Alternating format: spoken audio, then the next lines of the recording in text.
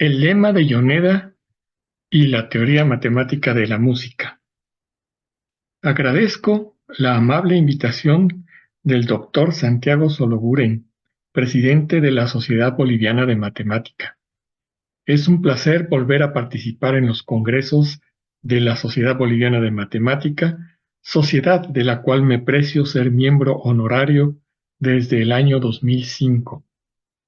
En esta ocasión, debido a la naturaleza del tema, no podré decir con palabras simples algo de la profunda matemática que irá apareciendo, como lo he hecho en otras de mis participaciones. Mucho de lo que les platicaré en esta conferencia está contenido en el libro Cool Math for Hot Music de Guerino Mazzola et al., en mi libro sobre álgebra homológica y en el libro Starting Category Theory de Paolo Perrone, esperando que sirva como motivación al interesado para adentrarse en estos fascinantes campos del conocimiento matemático y musical. Guerino Mazzola ha desarrollado enormemente la teoría matemática de la música. Una de las principales metas de la teoría matemática de la música es la de desarrollar un marco científico para la musicología. Su obra fundamental es The Topos of Music, del año 2002, la cual es una presentación extensa de la lógica geométrica de la teoría y ejecución musical basada en el marco conceptual de denotadores y formas, utilizando técnicas sofisticadas de la teoría de topos, iniciada por Alexander Grothendieck. Participaron en dicha obra 19 colaboradores de México, Estados Unidos, Francia, Alemania, Austria y Suiza desde 1997, entre otros mi alumna Mariana Montiel y quien habla. Ahora, en su segunda edición, en 4 volúmenes en el año 2017-2018, es enriquecida con la teoría gestual. En la actualidad, es notorio que hubo una gran tendencia en las últimas 4 décadas en la matemática para hacer no solo aplicaciones, sino también matemática nueva en una variedad de campos de conocimiento, y el campo de la música no ha sido la excepción. Desde Pitágoras hasta los años 80 del siglo pasado, muy poca y no muy sofisticada matemática se encontraba en la escena de la música. Fue cuando se usó la pesada maquinaria matemática y cuando la usaron los matemáticos suficientemente inteligentes y talentosos que se creó la teoría matemática de la música reciente. La teoría matemática de la música ofrece una nueva visión sobre la conceptualización musical, en particular, el poder de generalización de los modelos y teoremas para los fenómenos musicales. Hacemos hincapié en el poder creativo de este enfoque, a diferencia de las teorías musicales conservadoras tradicionales. La teoría matemática de la música, TMM en breve, es un término que fue introducido por Guerino Mazzola en 1981 para especificar una rama de la teoría musical, que usaría los conceptos y teoremas matemáticos en lugar de la teoría musical tradicional, donde los conceptos y métodos estaban dominados por una mezcla de perspectivas filosóficas, filológicas, psicológicas o cognitivas. La necesidad de tal especificación fue impulsada por dos fuerzas. Primero, la introducción de la tecnología informática como sintetizadores o software de notación a la música, y dos, el fracaso de los enfoques tradicionales para resolver problemas fundamentales en la teoría musical y en la ejecución musical. La teoría matemática de la música está compuesta de 3 componentes: el lenguaje preciso, que define los objetos y relaciones que no estaban presentes en la teoría musical tradicional; la presentación de modelos para procesos armónicos, melódicos, rítmicos, de contrapunto, de voces líder o de ejecución musical; y la experimentación de modelos teóricos. La teoría matemática de la música se basa en la teoría de categorías, en la topología algebraica, en particular en las teorías de topos, en la teoría de módulos, la teoría de grupos, la teoría de homotopía, la teoría de homología, teoría de grafos, geometría algebraica, solo para nombrar algunas áreas, es decir, en matemática, en maquinaria matemática pesada. Una de sus finalidades es la de describir las estructuras musicales. La filosofía detrás de ello es entender los aspectos de la música que son susceptibles a la razón, de la misma manera que la física lo hace para los fenómenos naturales. Fue hasta las últimas 4 décadas que ha habido un trabajo consistente en la teoría matemática de la música. Para comunicar con precisión, los matemáticos, los científicos y los estudiosos de diversas ramas del conocimiento definen conceptos de manera precisa, con el fin de tener la misma comprensión de la materia de estudio. De lo contrario, no se pueden obtener resultados precisos. Siendo la matemática el lenguaje por excelencia para cualquier estudio que se precie de ser científico, la musicología toma a la matemática para interpretar de manera precisa sus objetos de estudio. Sucede en toda ciencia y arte que si se cuenta con herramientas matemáticas poderosas y sofisticadas, hay mejores posibilidades de analizar, crear, modelar y ejecutar fenómenos musicales. Como acabo de expresar, la teoría matemática de la música se basa en la teoría de categorías, entre otras ramas de la matemática. Las categorías y los funtores surgen de la necesidad de unificar y simplificar sistemas matemáticos. Estos conceptos fueron introducidos entre los años 1943 y 1945 por Eilenberg y MacLean. Dicho de una manera informal, una categoría consiste de una clase de objetos y una clase de morfismos combinados adecuadamente, y un funtor es una manera de relacionarlos. Los funtores representables, el lema de Yoneda y las propiedades universales que veremos a continuación han hecho que la teoría de categorías pase de ser un mero lenguaje a ser toda una teoría matemática. De acuerdo con Emily Riel, el lema de Yoneda es posiblemente el resultado más importante de la teoría de categorías. Nobuo Yoneda, que nació en el año 1930 y falleció en 1996, fue un matemático e informático japonés quien coincidió con MacLean en París. En esa conversación, MacLean aprendió el resultado y le puso el nombre lema de Yoneda. Ese resultado apareció publicado por primera vez en un escrito de Grothendieck en 1960. El obituario que están ustedes viendo, con foto, lo encontré en ENLAB y ahí aparece la historia escrita por MacLean de su experiencia y su encuentro con Yoneda. Actualmente, la teoría de categorías se aplica en una gran variedad de disciplinas, entre otras, la matemática misma, la música, la informática, la teoría de probabilidad, la mecánica cuántica, la teoría de control, etcétera, etcétera. Veamos un poco acerca de la teoría de categorías. La teoría general está tomada de mi libro sobre álgebra homológica, cohomología de grupos y categoría algebraica clásica. Y el lema de Yoneda sigue la exposición del libro Starting Category Theory de Paolo Perrone. Teoría de categorías.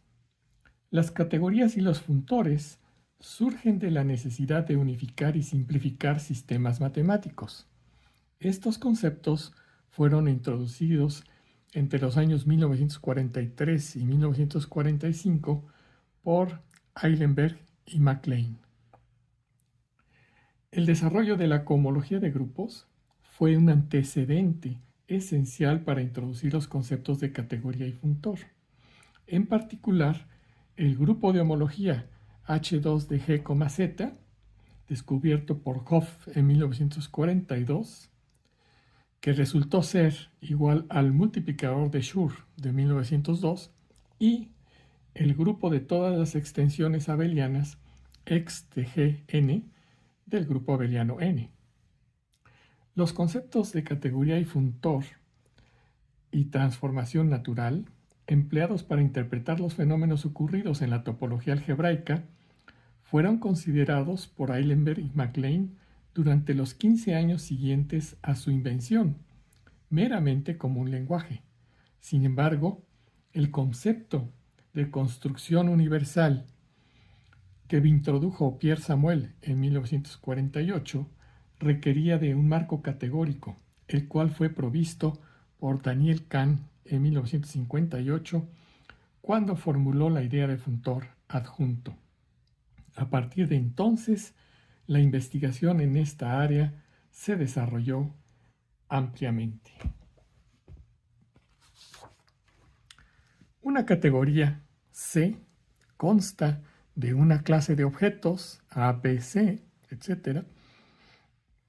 Y para cada par de objetos A, B en C, un conjunto que denotamos C de AB o mor de A, B o om sobre C de AB, cuyos elementos se llaman morfismos y son denotados así, F de A en B. Tercero, para cada terna de objetos ABC en C tenemos una ley de composición que va de los morfismos de A en B cruz los morfismos de B en C en los morfismos de A en C, sujeto a que dos de estos conjuntos de morfismos son iguales si solo si A es igual a D y B es igual a E. También si tenemos este tipo de morfismos de A en B, de B en C y de C en D, llamémosla este F, este G y este H, tenemos que se da la asociatividad. Tercera, inciso C de las propiedades de este tercer inciso es que para todo objeto A que esté en la categoría C existe un morfismo de identidad 1A que va de A en A, que le llamamos la identidad, tal que para cualquier morfismo F de A en B seguido de la identidad se queda ese morfismo F, ¿no? Y si tenemos G de C en A y luego la identidad, pues tenemos que la identidad compuesto con G es G. Utilizamos las axiomas de Gödel, Bernays, von Neumann, con que tienen totalidades más grandes que los conjuntos, llamados clases, y podemos hablar de la clase de los objetos A, B, C, etc. En este conjunto de morfismos de A en B, a se le llama dominio, a B se le llama codominio. Y diremos que un morfismo F de A en B es invertible o es isomorfismo si existe uno de regreso de B en A, tal que la composición de G con F es la identidad en A y la composición de F con G es la identidad en B, en cuyo caso escribimos que A es isomorfo a B. Ejemplos de categorías, pues la categoría de los conjuntos, la categoría de los espacios topológicos, la categoría de grupos, la categoría de grupos abelianos, la categoría de anillos con 1, la de los lambda módulos izquierdos, los de los lambda módulos derechos, la categoría de espacios vectoriales sobre un campo. ¿Y cómo se relaciona una categoría con otra? Pues a través de lo que se llama un funtor. F en la categoría C, en la categoría C', decimos que es un funtor covariante.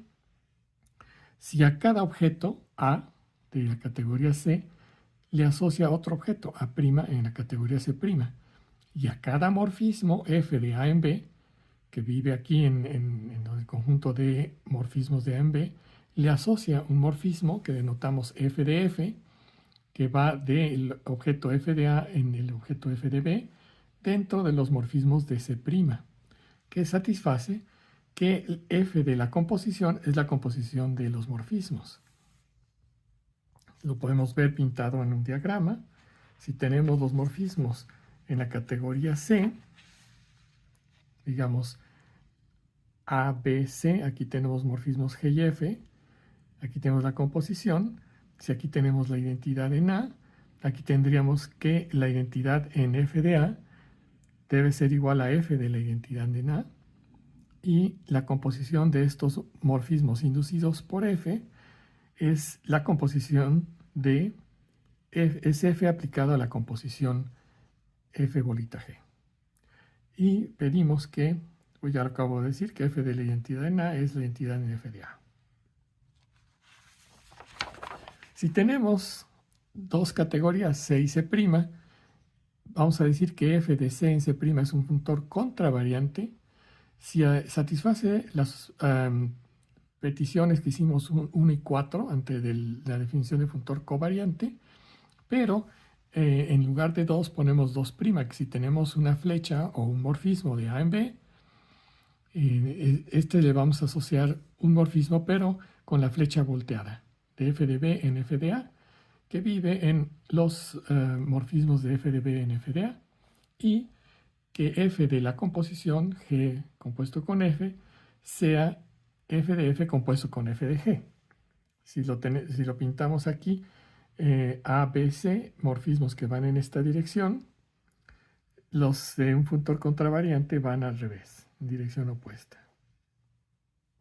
Ejemplos: si tenemos F de la categoría de conjuntos en la categoría de lambda módulos, tal que a cada conjunto le asocia el lambda módulo libre con base en X, pues va a resultar que si tenemos F es un morfismo, que es decir, una función entre conjuntos, aquí tendríamos un homomorfismo inducido entre los grupos, entre los módulos libres con base en X, y F sería un ejemplo de un funtor covariante.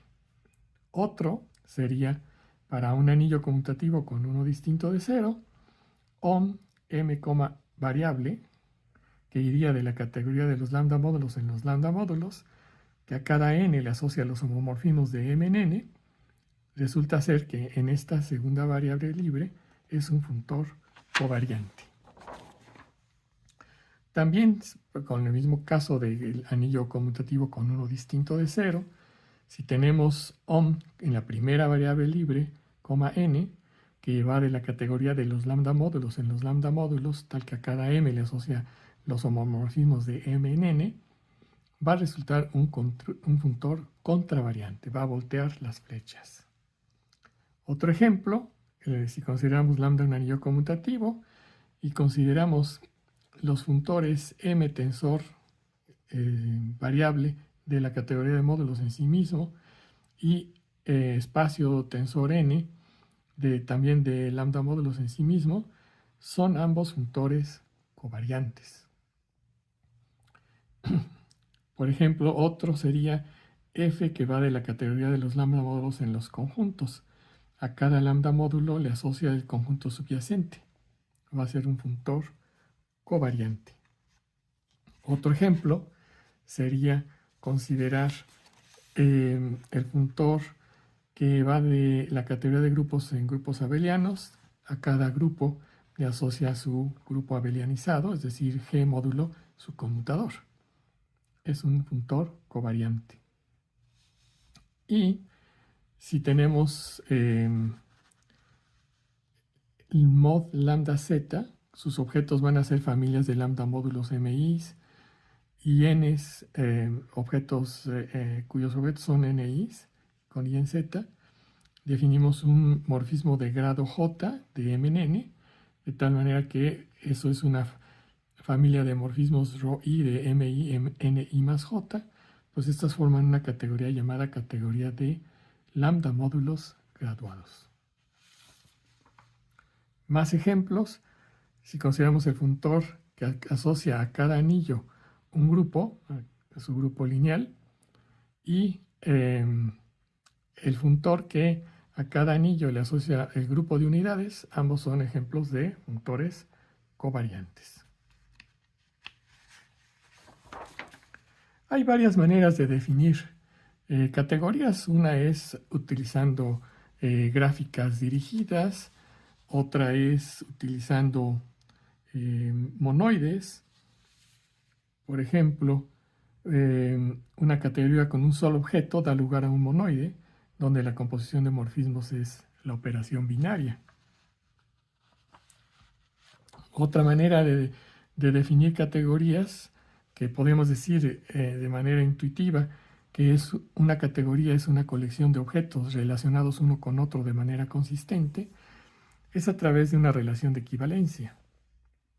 Y otra manera de tener un concepto de categoría, que de manera intuitiva sería una colección de operaciones que se pueden componer de una forma consistente, es como sigue.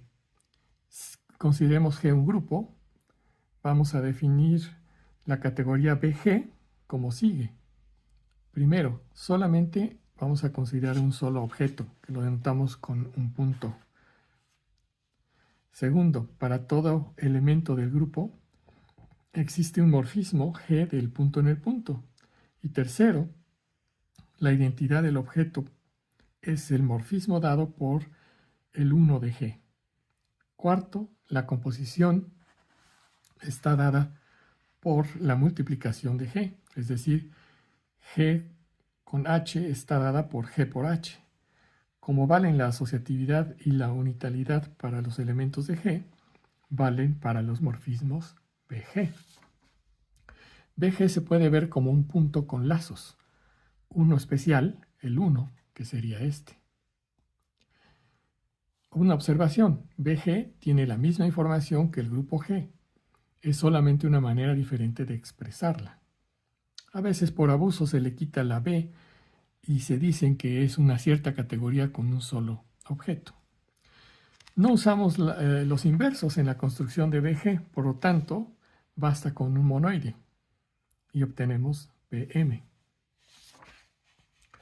Podemos formar la categoría de categorías pequeñas. Una categoría pequeña es aquella en que tiene los morfismos de un objeto en otro son un conjunto, forman un conjunto, y también los morfismos de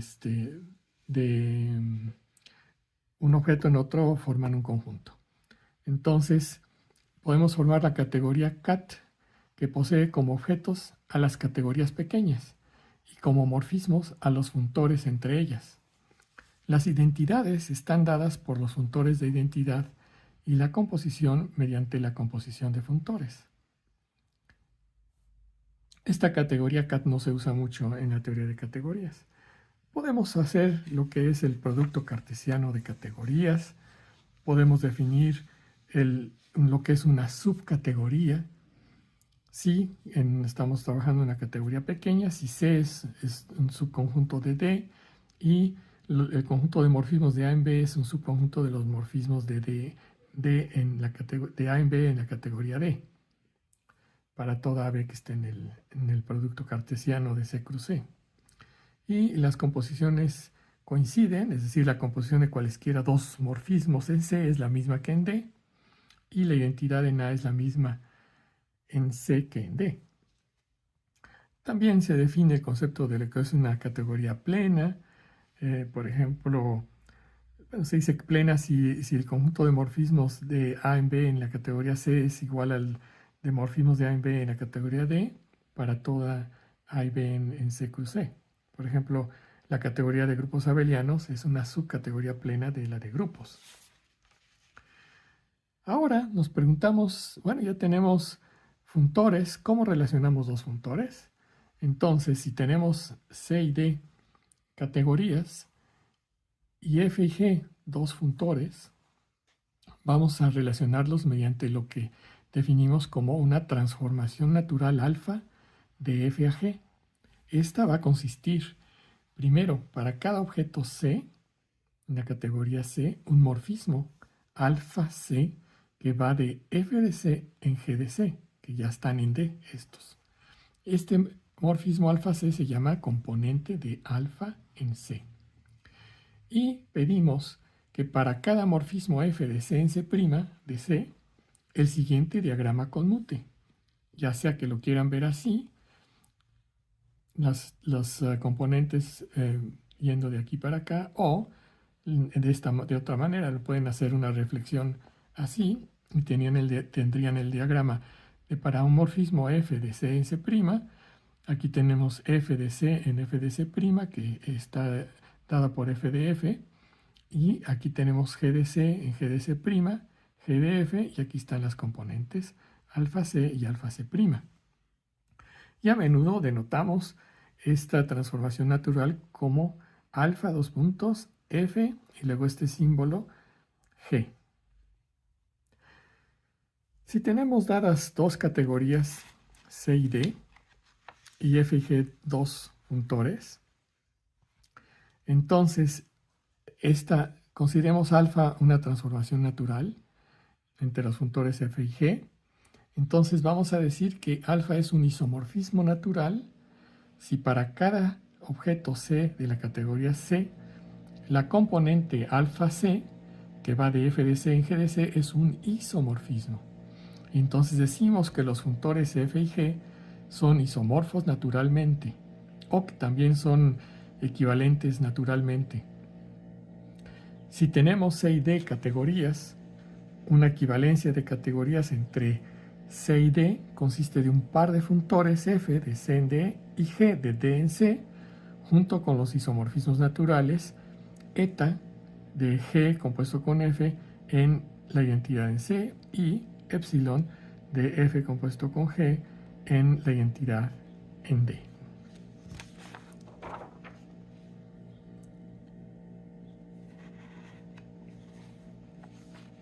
Cuando tenemos una categoría C, la categoría opuesta CO tiene los mismos objetos que C, pero los morfismos, si los morfismos son de A en B, los morfismos de la categoría CO van a ir de B en A. Es porque vamos a utilizar esta categoría opuesta. No les cuento ahorita nada de objetos iniciales y terminales, ni tampoco les voy a contar del núcleo. Lo que sí les voy a decir que, como lo dije hace un momento, una categoría C se va a llamar pequeña si la clase de objetos y de morfismos son conjuntos. Y se va a llamar localmente pequeña si para cualesquiera objetos los morfismos forman un conjunto. En una categoría localmente pequeña, OM-C-X-Y, ya lo mencioné también antes, vamos con esta notación, vamos a anotar el conjunto de morfismos de X en Y. Y si tenemos C y D categorías, podemos formar la categoría de los funtores de C en D. Y la anotamos así, C, D, entre este tipo de paréntesis, o bien D como si estuviera como exponente C. Y este va a constar de sus objetos, que son los funtores f de C en D, y sus morfismos, que son las transformaciones naturales alfas de f en g. El teorema de Cayley dice que si G es cualquier grupo, entonces existe un conjunto X tal que G es isomorfo a un subgrupo de automorfismos, ¿no? Es decir, que todo grupo es isomorfo a un subgrupo de automorfismos de X, ¿no? Del grupo de los automorfismos de X. El teorema de Cayley puede considerarse un caso especial de un resultado más general de la teoría de categorías, conocido con el nombre de teorema de Yoneda. Si tenemos C una categoría, un funtor f de C en conjuntos, de la categoría de C en la categoría de conjuntos, vamos a decir que es representable si es isomorfo naturalmente al funtor OM de S, variable, que va de C en los conjuntos, para un objeto S de C. Entonces decimos que S es el objeto representante. Y definimos, si tenemos una categoría C, definimos lo que es un pre-as como un funtor que va de la categoría opuesta en conjuntos. Y si tenemos un preas f de la categoría opuesta en conjuntos, vamos a decir que es representable si es isomorfo naturalmente al funtor OM, la primera variable libre que va de la categoría opuesta en conjuntos. Y eso para cada objeto S de C. Y decimos que S también se llama objeto representante. En este caso, en el primer caso, cuando tenemos un funtor f de c en conjuntos, digamos para este caso, podemos decir que nos dice acerca de todas las maneras de enviar o transformar o todas las perspectivas de S en X.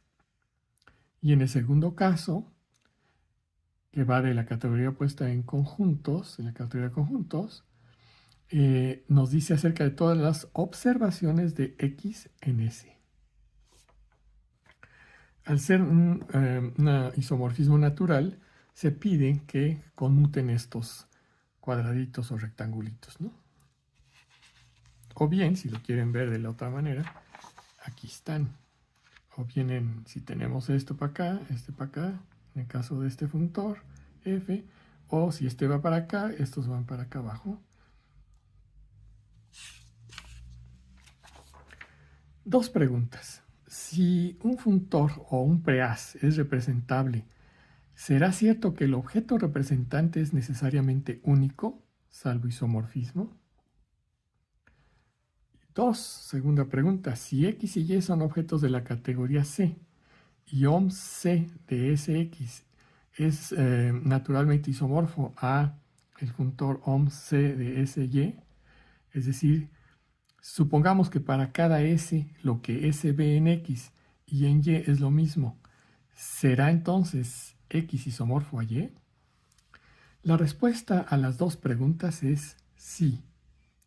Se sigue de uno de los resultados más importantes de la teoría de categorías. Este teorema se conoce con el nombre del encaje de Yoneda. Si tenemos X y Y dos objetos en la categoría C, existe una biyección natural de conjuntos que ponemos aquí abajo. Estoy moviendo además esto. Los homomorfismos entre X y Y sobre C con las transformaciones naturales de este funtor en este funtor.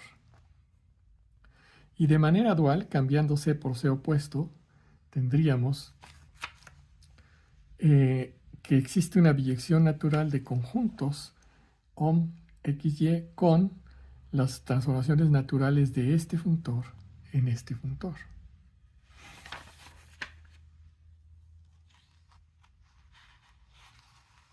Voy a pasarme esto. Para probar el teorema de Yoneda, se requiere probar el famoso lema de Yoneda, el cual es tan importante como el teorema. El lema dice lo siguiente: si tenemos X, un objeto de C, y F de un preas en C, considérese la asignación de las transformaciones naturales de este funtor en este y f de x. Esto está en la categoría de conjuntos. De tal manera que a cada transformación natural alfa le asociemos alfa x de la identidad en x. Esta asignación es biyectiva y natural en x y en f. Entonces, eso es lo que dice el lema de Yoneda. Una biyección entre conjuntos y una naturalidad en X y en F. Para probar el teorema de Yoneda, basta considerar F como este funtor. Simplemente lo consideramos así y se demuestra el teorema del encaje de Yoneda. En palabras, quiere decir que si todas las maneras de observar dos objetos X y Y coinciden, entonces X y Y deben ser isomorfos. El lema de Yoneda dice por qué. Podemos ver X de tal manera en que no se pierda ninguna información, por ejemplo, vía la identidad de X en X. Esta es una observación que trivialmente ve la totalidad de X fielmente. Por lo tanto, esta sola observación es suficiente para determinar de forma única a X. Inversamente, cualquier otra observación que pueda perder información es obtenible a partir de esta.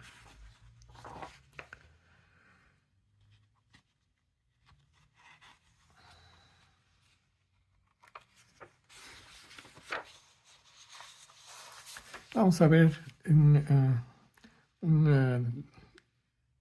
la demostración del lema de Yoneda, pero de una forma nada más esquemática. Si tenemos X, un objeto de la categoría, y F, un preas, a partir del objeto X podemos formar el preas representable.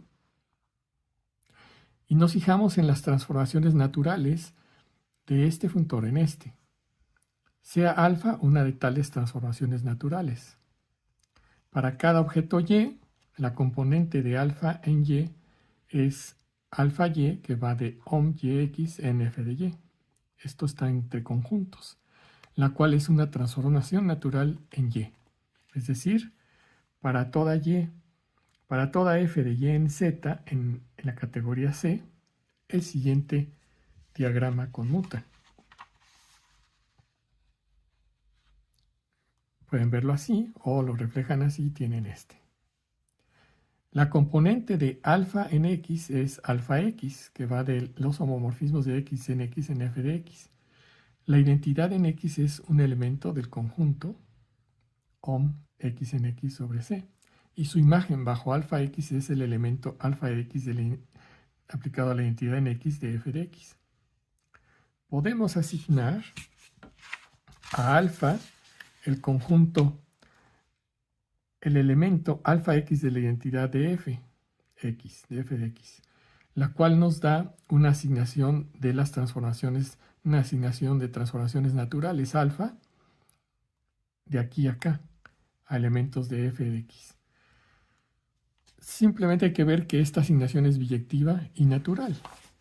Bueno, para verlo, si tenemos alfa de una transformación natural entre este y f de y en x, la naturalidad en alfa nos implicaría que este diagrama o según lo quieran ver reflejado, debe conmutar. Y si conmuta, debemos de tener que f de alfa x de la identidad debe ser alfa y de la identidad compuesto con f, que es alfa y de f. Entonces, lo que se hace es construir una asignación inversa. No voy a ver los detalles los pueden ver en varios lugares. Uno muy bueno es en el libro de Paolo Perrone, que se llama Starting Category Theory, que mencioné anteriormente, o en el libro de Emily Riel, que también tiene libros sobre categorías en contexto, o en un artículo de Emily Saunders, que más adelante les voy a decir cómo se llama. Entonces, es ver que hay un inverso, tal que las composiciones en un sentido y en otro son la identidad. Finalmente, se prueba la naturalidad en X, para lo cual se tiene que tener que un cierto diagrama conmute.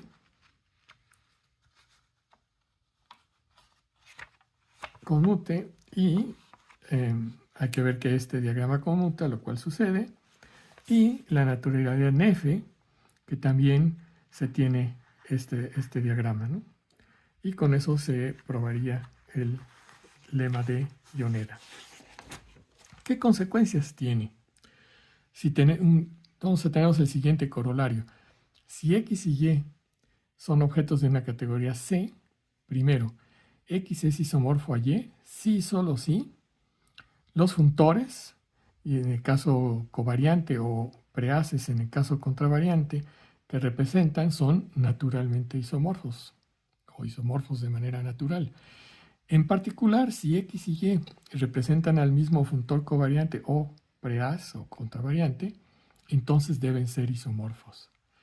Segundo, X es isomorfo a Y si solo si para todo objeto S de C los conjuntos este y este son isomorfos naturalmente, o respectivamente este y este son isomorfos naturalmente. En particular, si X y Y son indistinguibles por S para todo objeto en C, entonces X y Y son necesariamente isomorfos.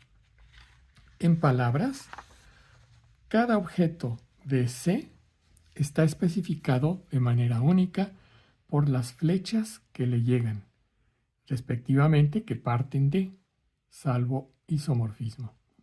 Los objetos de una categoría pueden definirse de forma única en términos del papel que juegan en la categoría, en términos de su interacción con todo.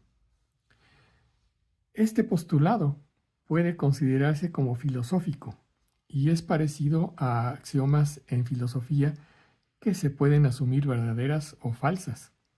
Sin embargo, en la teoría de categorías es un teorema con demostración y válido en cualquier categoría.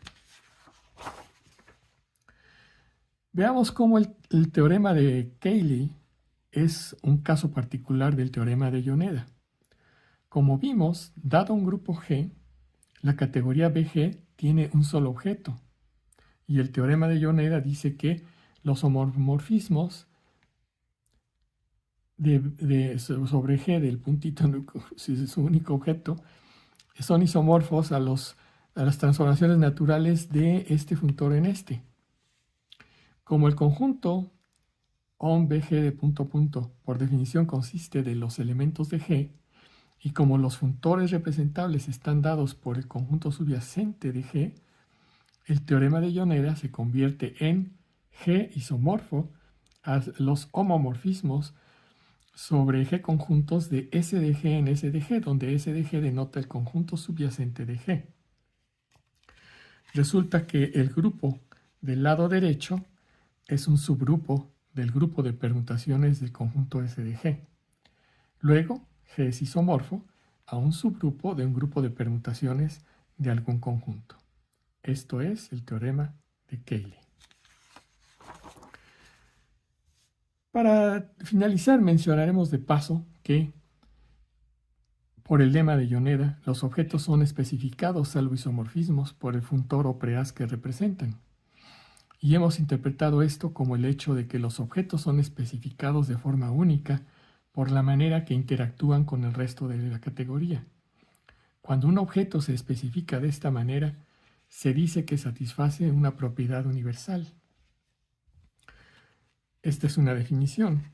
Si tenemos X, un objeto de una categoría C, una propiedad universal de X consiste de un funtor F de C en conjuntos o de un preas P de la categoría opuesta de C en conjuntos junto con un isomorfismo natural específico, ya sea este o este. Por definición, el funtor o el preas son representables. El isomorfismo natural, este que está aquí, es en particular una transformación natural. Por el lema de Yoneda, tales transformaciones naturales están en biyección con los elementos del conjunto P de X. Observe que no todas las transformaciones naturales son isomorfismos naturales en general, solamente algunos de los elementos de PX nos dan isomorfismos naturales. Similarmente, reemplazando C por C opuesto, los isomorfismos naturales OM de X variable en F corresponden a algunos elementos del conjunto F de X. El otro artículo donde pueden ver la demostración del lema de Yoneda es el artículo de Yoneda Lemma Review del año 2020 de Emily Saunder. Me gustó. Finalmente, les quiero introducir a una notación elegante de Guerino Mazzola de la siguiente manera. Para cualquier categoría C, se tiene que la categoría C arroba, aquí arriba, va a representar la categoría de funtores contravariantes F de C en conj opuesta, o bien la categoría de C, funtores de C opuesta en conjuntos. y las transformaciones naturales como sus morfismos.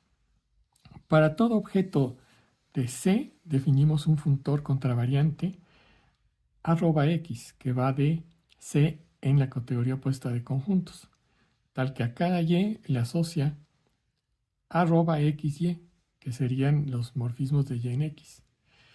Envía un morfismo f de y en z a 1 de esta forma, xf de c de zx en c de los morfismos de y en x, ¿no? De esta manera. Si h es un morfismo en C, la transformación natural @h, que va de @x en @y, envía esto vía a cada k lo envía a h compuesto con k. Este es un funtor y que va de C en C a la arroba.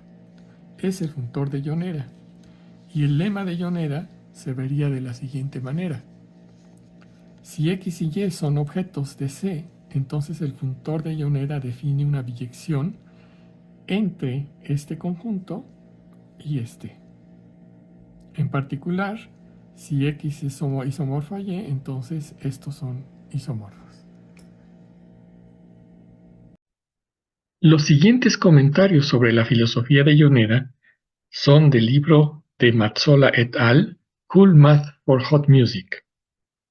El significado del lema de Yoneda es que los objetos X en categorías generales pueden ser representados por sus funtores contravariantes @x, @x, y esto significa que un objeto abstracto X puede ser descrito completamente por el funtor @x en X, es decir, por el sistema de todos los morfismos f de z en X. Esto es lo que se llama la filosofía de Yoneda, es decir, los objetos pueden ser entendidos por el sistema de todas las perspectivas f de z en X desde cualquier dirección z. El lema de Yoneda ha revolucionado la matemática, ya que la sustitución de los objetos X generalmente abstractos por su funtor @x en las categorías cambió la forma en que analizamos las estructuras matemáticas. En lugar de X, ahora se podría considerar un sistema de perspectivas dirigidas a Z, f's de Z en X y Y y X. Se comprendería completamente desde dicho sistema. Comprender un objeto desde sus diferentes perspectivas es bastante común en las artes visuales. Al observar una escultura, se puede observar su frente y también caminar a su alrededor, cambiando la perspectiva. Una aplicación de la filosofía de Yoneda se reconoce al representar e interpretar una obra de arte, un poema o una composición musical. Cada interpretación puede entenderse como una interpretación de la obra, es decir, como una perspectiva sobre ese objeto. El artista produce una interpretación que expresa cómo el intérprete percibe la obra. Dada la complejidad de la obra, ninguna perspectiva por sí sola revelará jamás su mensaje completo. Los amantes del arte generalmente coinciden en que para comprender una obra es necesario considerar la suma de todas las interpretaciones, incluidas las deficientes, lo cual también pueden ser útiles. Veamos un ejemplo de la teoría matemática de la música. Un módulo común en la teoría musical es R a la EHLD, el R módulo de las funciones f's que van del conjunto EHLD en los reales, donde E significa el inicio simbólico, H significa altura simbólica, L significa volumen simbólico y D significa duración simbólica. Este módulo es isomorfo a R4 y sus vectores son los eventos de nota F, que consiste de Fe, Fh, Fl y Fd, con inicio Fe en unidades de negras, altura Fh en unidades de semitonos, volumen Fl en unidades de centésimas, Ct y duración Fd en unidades de negras. Para la interpretación se utiliza el módulo R a EHLD minúsculas de funciones f's que van de EL H, D en R, donde las 4 coordenadas representan ahora el inicio físico FE en unidades de segundos, el tono físico FH en unidades de hercios, hertz, que representa el logaritmo de la frecuencia, la sonoridad física F, L en unidades de decibelios de B y la duración física FD en unidades de segundos. Para investigaciones más sofisticadas que involucran glissando y crescendo, se trabaja en espacios más grandes de funciones, cuyos vectores también tienen un componente de glissando y crescendo, respectivamente. Una de las categorías más importantes en la teoría matemática de la música es la categoría log-R, de composiciones locales en R módulos. Los objetos son parejas K, M de un subconjunto K distinto del vacío de un R módulo M. Los ejemplos típicos son conjuntos K de notas en una partitura, donde la partitura se considera un R módulo, como R, A, E, H, L, D.